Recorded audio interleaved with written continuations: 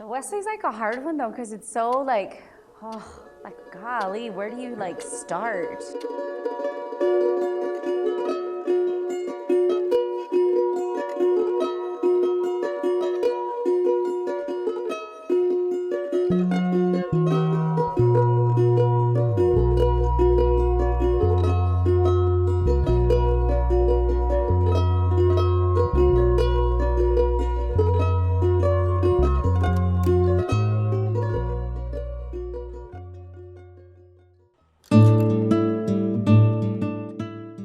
It was established as a mission of the United Methodist Church.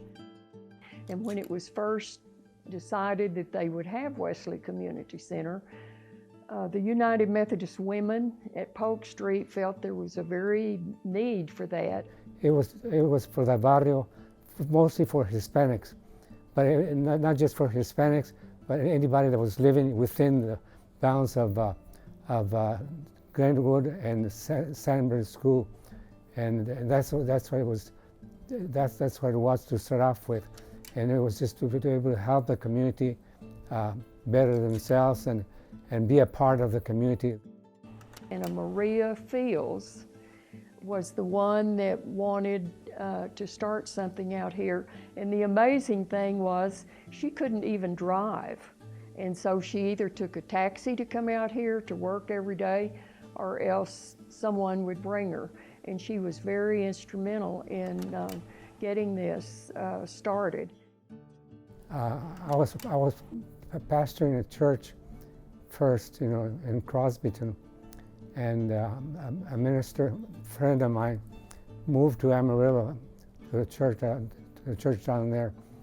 And while he was there, the lady who was director of the center was retiring, and they asked him if he knew of anyone that could help out being the director.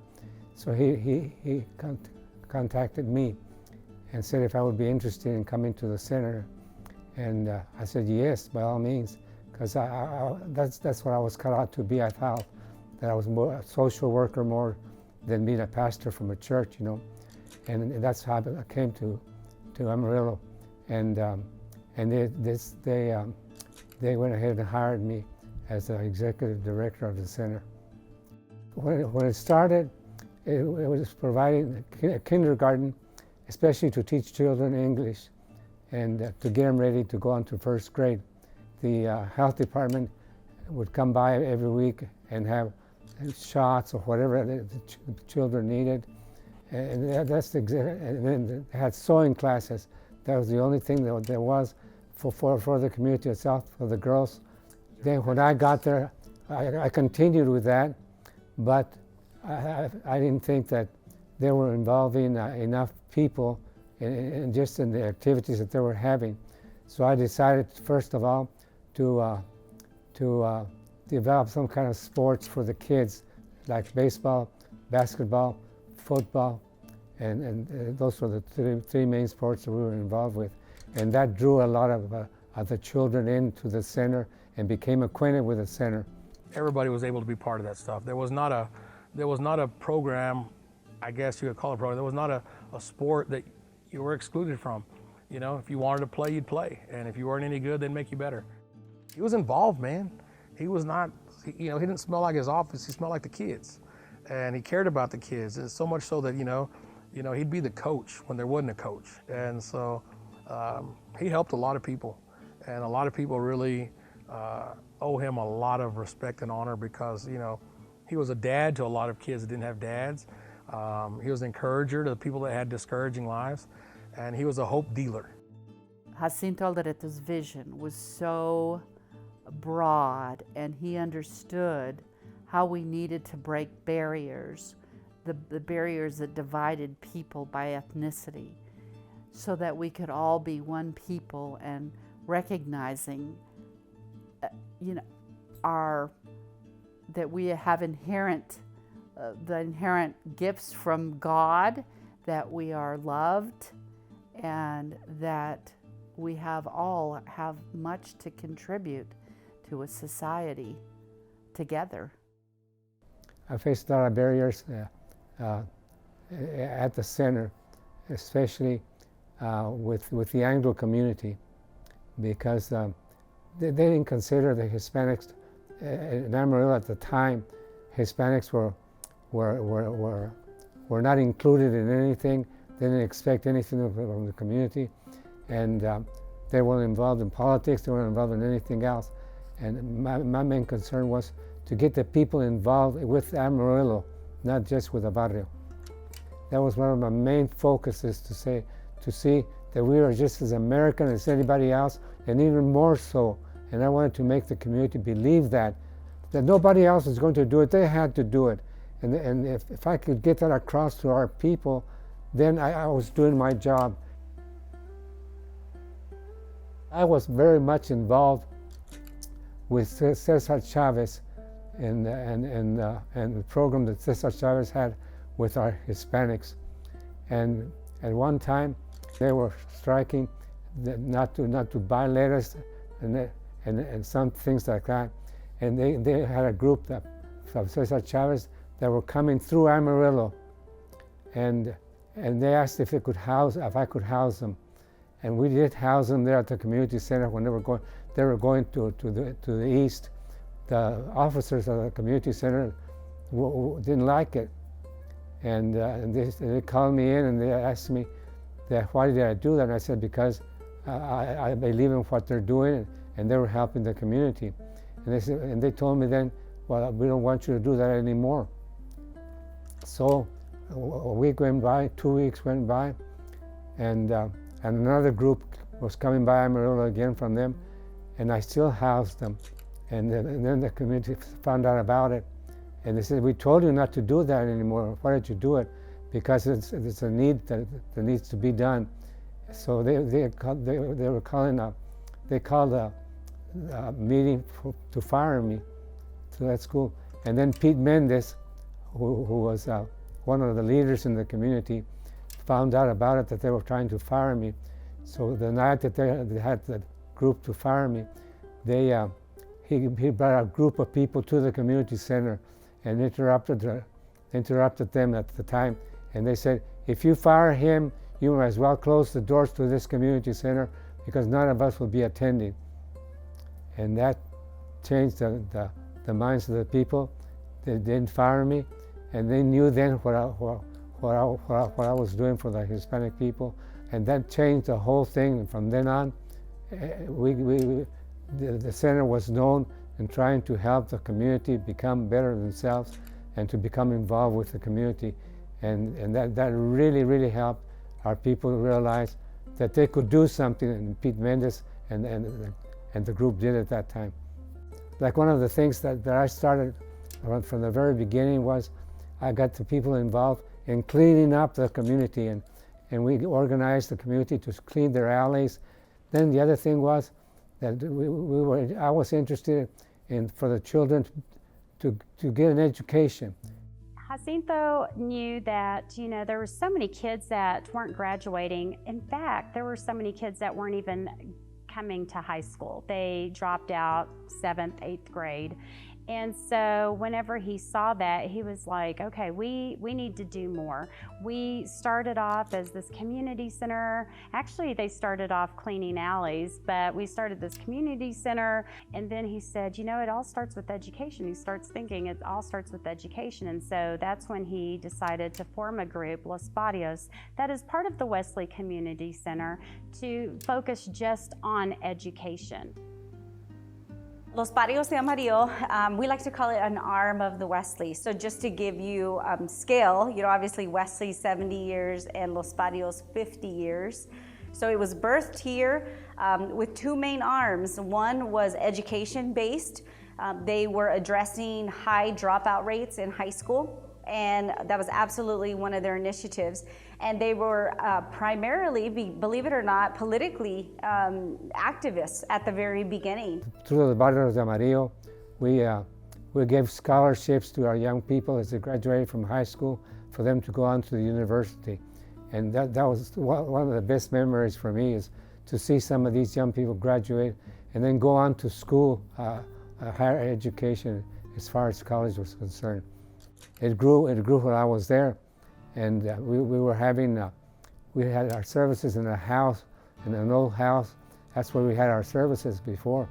But it got to a place where we needed to expand more. And that's when we started thinking of a new building to be able to incorporate all the work that was being done within the community.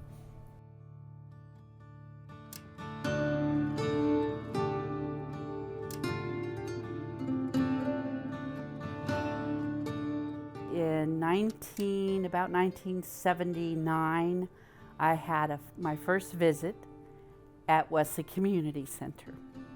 I was a bachelor's level mental health counselor with the MHMR. There was a grant that came out in collaboration with Wesley Community Center and MHMR to provide part-time mental health services in the community. And so I was assigned. I was very happy to be assigned at Wesley Community Center, and at that time is when I began working along the leadership and following the footsteps of Jacinto Alderete. The person that became that came after me was Belinda Taylor, and she did a wonderful job too. You know, continued. And Belinda Taylor was one of the ones that belonged to the barrio Amarillo also, and she was a tremendous help in developing new programs after I left. Well, she knew she had a big role to fill because he had been so good, you know, in this community. But he was very good at training her and everything, and she did a good job as the director and was willing to try other things. When I finally settled into the position of becoming the executive director, I began to look at what our needs were in the community at the time, and I really wanted to focus on programming. So we established a wrestling program, which I am most proud of. On the very first night that the flame was passed, the torch was passed from Jacinto to myself, Coach Scott Tankersley came and approached me, and he wanted to build foundational skill set for these kids so that by the time they got to Caprock, they would already have some idea about wrestling. And I said, that's a wonderful idea. Send the volunteers my way. We've had several different coaches through the years, but I have to really sing the accolades for Robert Ruiz and Tony Hernandez. Then I grew up here in the Amarillo area mainly. I went to Robert E. Lee, I went to Horace Mann, Paladuro, and I graduated from Caprock my last year. I started volunteering at Wesley Community Center, and then under Coach Robert left the program, and he asked me to take over. At the time, I really didn't feel like I could do it, and I really didn't want to do it. But, you know, God places us in a certain place at a certain time, and I just think it was a blessing in disguise. Wrestling is a tool that we use to get kids into the center. Our focus is not only on wrestling, it's about structure, it's about goal setting, and it's about guiding kids in a certain direction. What we hope our kids learn is that throughout life, they're going to get knocked down a lot. Life is going to knock you down. And a lot of people, they get knocked down and they have trouble getting back up. And the thing that wrestling teaches you is that there's other kids around you. There's other kids that are rooting for you. There's other parents, not only your parents. And so there are people around you that can help you get through those times. Being a part of this program really taught me that life is not all about winning. You watch them cry, you watch them lose championships, you start understanding that life is not about winning, it's not about you, it's not about the coach. It's about guiding the kids, and it's about guiding them and providing that support they need to continue, because they're out there, they're on the mat. So I learned that, it's not about winning. Wrestling is about them.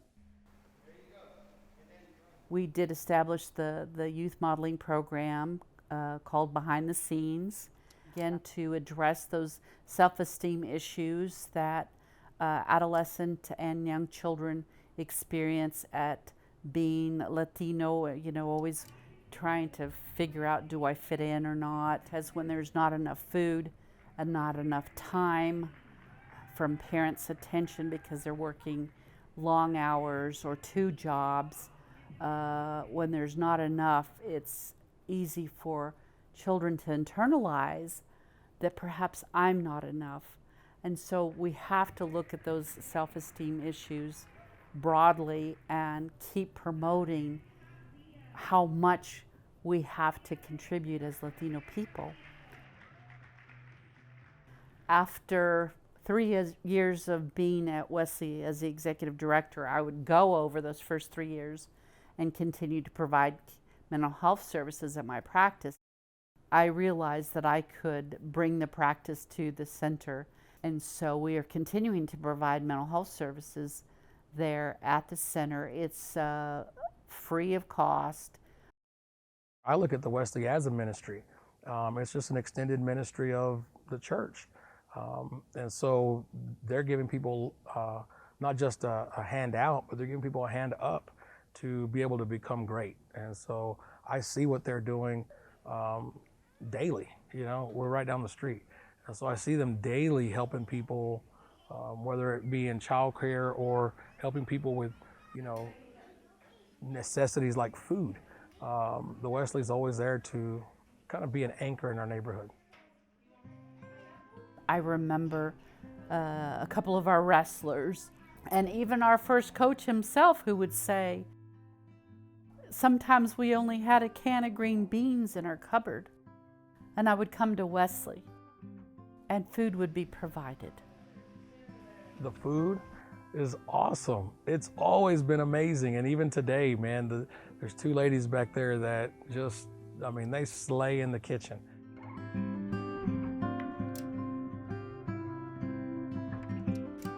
I remember the food that we were given as kids was just as good or better. I hope my mom's not watching, but better than the food we get at home.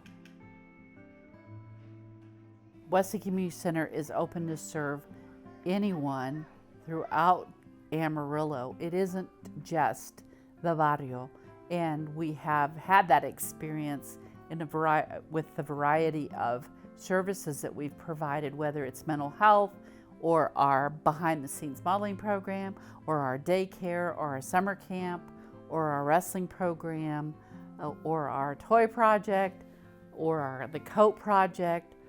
It's open to everyone, and it's just an amazing place. Many are making sacrifices for whether it's this program, this center, or any of these initiatives. These are sacrifices at the end of the day of people's time often, and really it goes unrecognized. You're doing it because it's the right thing for an entity that's all wrapped into the name of the Wesley Community Center, right? We just say that really in simple form, but it has such deep roots. I realize that I have to trust God, that the Lord really has provided for Wesley Community Center, and you can see it daily as it continues to grow. Our staff grew, our budget grew, and our programming grew.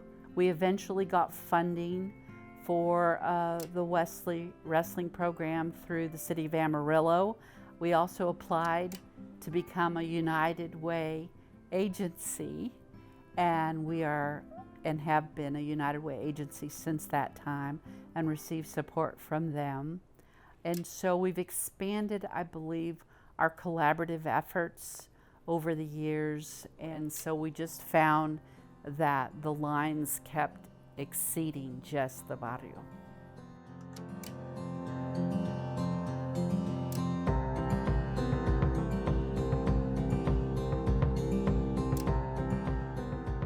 God was ushering me into this position just because of my background. You know, I can relate to a lot of the kids who come to the Wesley Community Center. I grew up with parents who immigrated here from Mexico, and my parents, my two older brothers are from Mexico, and me and my twin sister are the only ones who are born here in the United States. And so he was ushering me because he wanted me to teach other little kids that they can have a dream, that they can have a goal, and it doesn't matter what your background is, where you came from, but as long as you have perseverance, that you can work hard, you can achieve anything that you want to. Ms. Taylor, which is the former executive director, needed an administrative assistant. And so I decided to apply for the job. And then she also gave me the opportunity to work on my master's degree, get my internship hours here. And so that's how I came on board. And then I started off also as the fund development director. So I was in charge of the fundraising. And at one point she even threw me in as the summer camp director. So I think here at the Wesley, you just wear many hats. I originally wasn't going to apply to the executive director position, but since I had just finished my master's, you know, it was such a big position, and I actually got to see firsthand how, you know, Belinda led the center, and it was just, I felt like it was a lot for me. And so I just, one day I went to church and I prayed about it, and I kid you not, I had chills. Just chills came over me, and I knew that it was like a God sign that he wanted me here at the Wesley Community Center. Liz applied for the director, and I was on the team that interviewed her and everything. And so we just felt like she was the one qualified, and she could just answer everything that we wanted to know. So she worked a year, and then she was hired as the director. And I've been her boss for 9 years.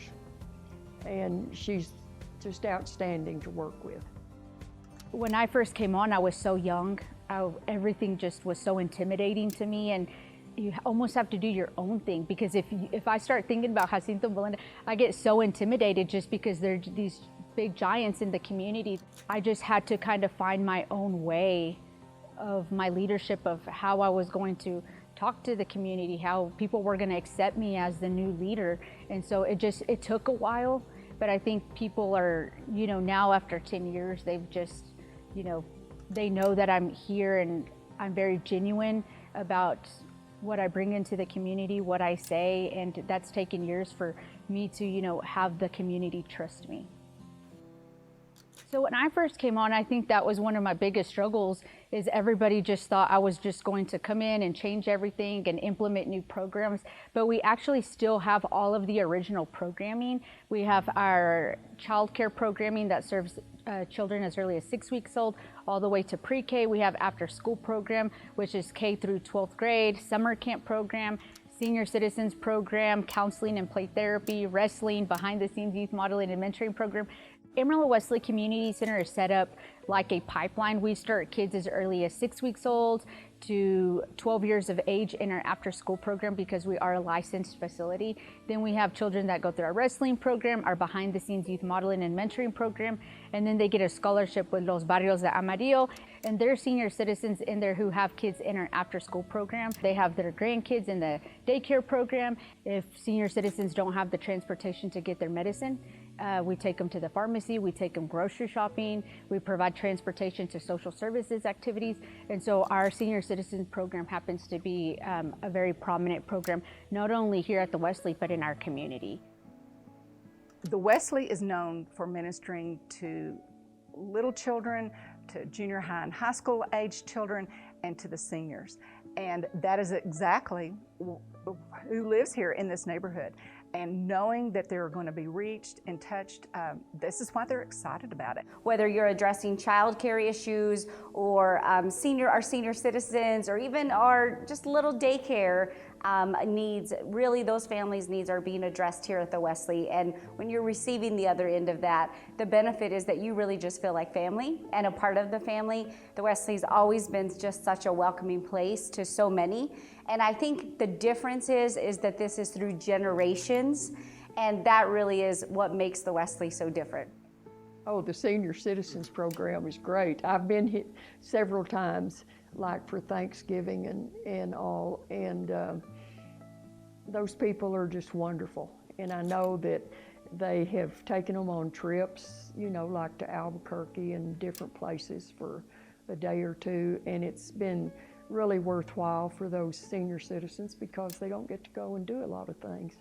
And I've walked in when they've been working on quilts or, you know, playing cards or dominoes, and they're just all having a good time. And the seniors, most people don't know that they get to eat at the Wesley for free. They don't have a membership.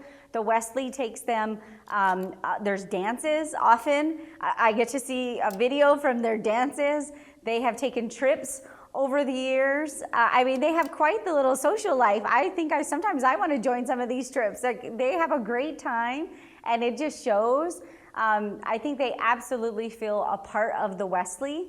Why I think that's different is sometimes when you see senior programs in just a bigger organization, sometimes they're in a different division or a different department or even a whole different building. As you know, the Wesley is all one big building, and the doors are all just really commingled amongst each other. So it's very typical that you'll see them mingling with the other students, the other generations, we like to call it here at the Wesley. So I think that's exciting, and they seem to have a great time here, and they enjoy, again, their safe space, and I think they definitely benefit from the Wesley.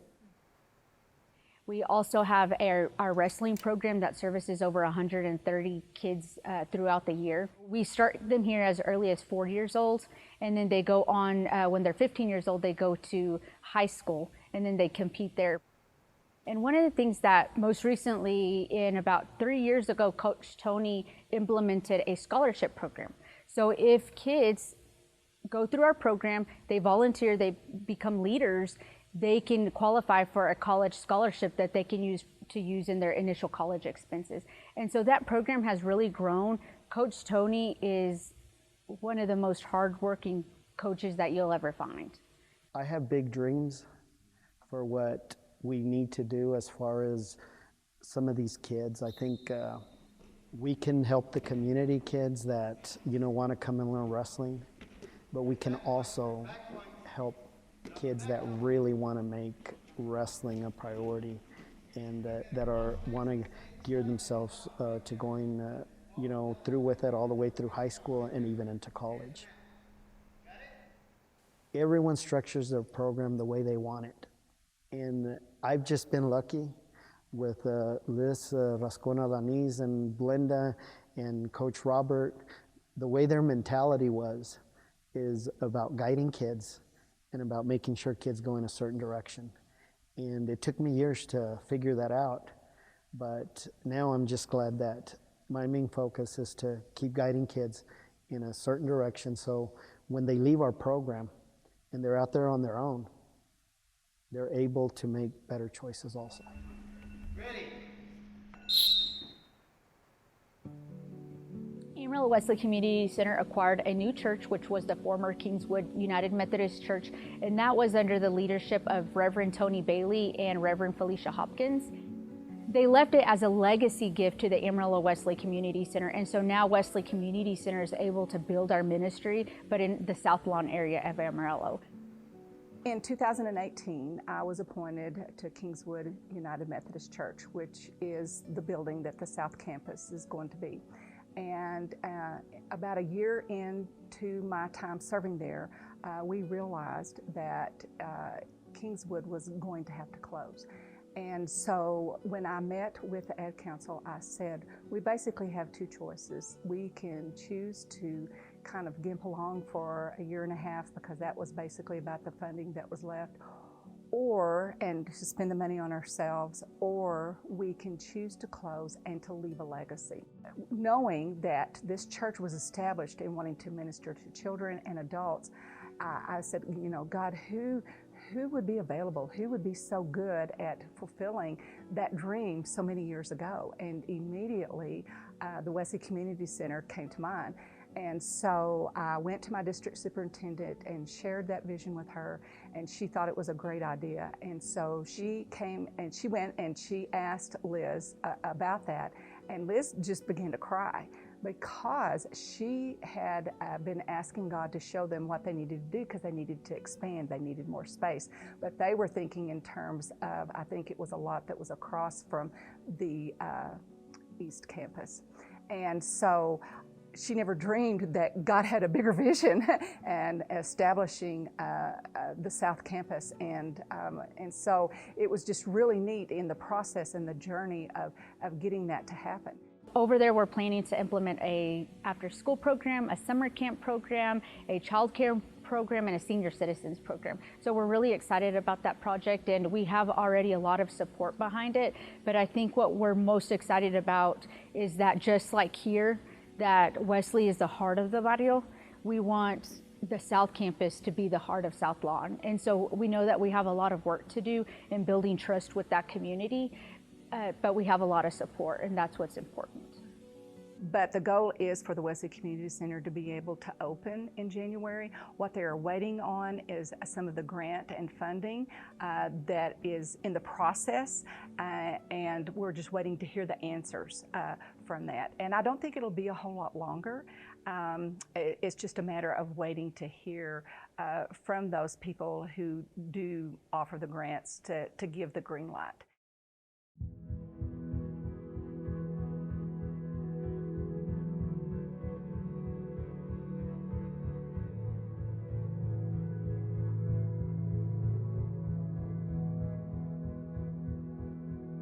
Hey Jessica.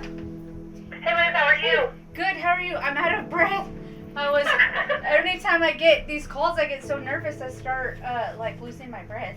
Yes ma'am. Okay, yeah, so I'm just calling to let you know, so our board met this morning and made their decisions for all the grants proposals that were in this particular grant cycle. And I am thrilled to let you know that the board has fully funded the proposal from the Wesley. Fully funded?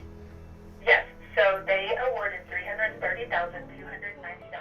complete capital improvements and equipment purchases.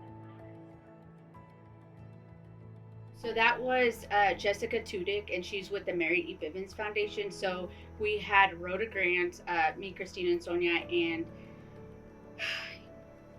we're going to be able to start the South Campus now. And we're going to be able to get the kitchen remodel done, the egress lighting, fire suppression system, supplies, just everything. We're just blessed. You know, many times we feel like just because we're not directly involved, that we're not making a difference. Everybody who is giving through volunteering, money, your time, okay, you are helping others. I was one of the kids that received that help. I was one of those kids that needed guidance, and now I'm in the position that I am to help others. I serve on the board of the Wesley, and I feel like it's almost a responsibility for me to give back to a place that gave me so much. Hey, you know what? You want to come up and come out? That's fantastic. You know, come up and come out, man. Better yourself, better your family. But don't just come up and come out. Come out and give back. And that is where we find true fulfillment, is when we come out and give back. It's like, hey, I'm not gonna forget where I came from. I'm not gonna forget where I started. In fact, there's another me there that is also gonna come out and give back. And it's a cycle that we get to repeat over and over and over again. You know, we would love to have you be part of Los Barrios, be part of the Wesley, be part of the community.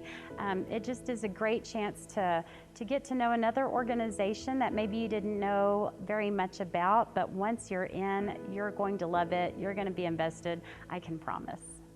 When I first got there, none of these Hispanics were involved in anything. And if the wrestling program is drawing the kids to the center and helping them know what the center is all about, what the center is for, and if it's helping them to become more involved in anything that they take and continue with their education and continue in school and continue doing better for the community, if it's going to help them do that, I'm all satisfied with what the community center is doing. I'm here to follow Jacinto's footsteps. And that's what really drew me into the position. Is Jacinto is and was my mentor, and I admired him so much, and I still do. I'm very honored and very grateful that I had the opportunity in this lifetime to have been able to serve Wesley Community Center in the barrio of Amarillo. When Wesley went through the period of COVID, that was probably one of the scariest things that I went through, and I still remember just it bringing me to tears, and it still brings me to tears today, because I didn't know if we were going to be able to continue the center. And I think about Reverend Jacinto, and I think about Belinda, and you never want to let them down. And so you think about what they would have done if they were in your position. And so I remember I cried that night after COVID, and the next day I came to work and I started getting calls from community organizations like the Amarillo Area Foundation and United Way, and they said, hey Liz, we know that you're still going, like here's a check for this, here's this. And so it means a lot to us as people continue to support us. And one of the things that I like to tell the Wesley staff, and we heard it somewhere and I've just stuck to me ever since, is that we like to live in a glass house with the lights on. Is if you weren't transparent, if you didn't have these people who believed in your mission and your vision, you wouldn't come this far. And so we're just blessed that people still continue to support us 70 years now and 70 years as we go on. So for the next 70, I see a lot of expansion is what I would put out there for the energy of the next 70. And I think a model like this could definitely benefit other communities, even outside of Amarillo, if we're bold enough to dream it. There is no shortage of communities that need a center like this, that need a beacon like this. But the secret sauce is the people. And so you have to have the right people in the right place with the right heart. And if you can get that combination, the magic formula in the right place, then I think some amazing things can happen, and a willing spirit to go alongside with it. And I think that's what you'll continue to see, because that really is what you're there, is to celebrate alongside people that are on the same mission with you.